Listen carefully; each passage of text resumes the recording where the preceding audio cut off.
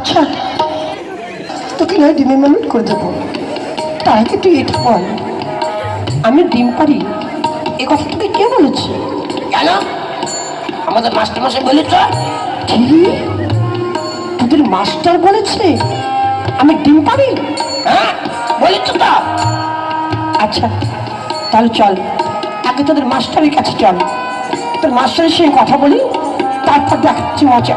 হ্যাঁ ঠিক আছে চলো। হ্যাঁ, আয় আমার সঙ্গে।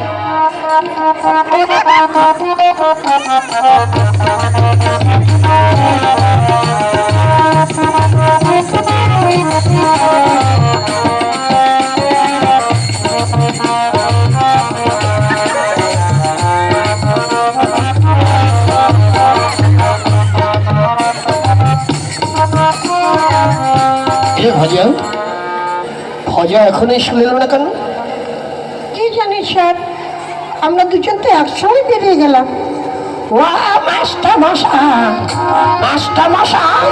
আরে কি ব্যাপার, আপনি হঠাৎ স্কুলে এসেছেন? আপনি আমার মানে আমার নাতিকে কি শিখিয়েছেন? হ্যাঁ, আমি নাকি ডিম পারি? আপনি বলুন কোথায় শুনেছেন যে মানুষ কখন ডিম পারে? শিখি আমি কথা বলেছি? কে বললো? কেন? ও যে আমার নাতি ভজা, ও বললো আমি নাকি ডিম পারি, সেই ডিম দিয়ে মামলেট করে দিতে হবে।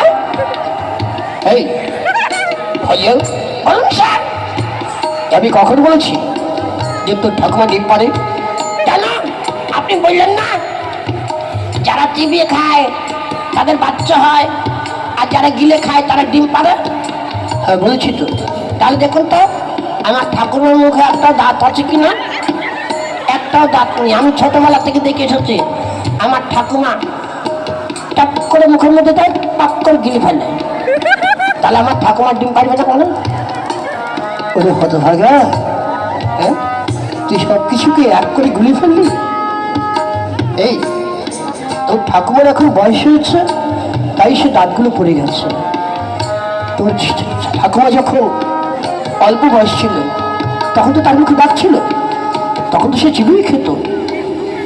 তাছাড়া আমি কি বলেছি, যারা চিবিয়ে খায় মানে এই দেখ ছাগল, কুকুর, গরু, ভেড়া, এরা কি কোনোদিন গিলে খায়? এরা তো সব চিবিয়ে চিবিয়ে খায়। হ্যাঁ খায়।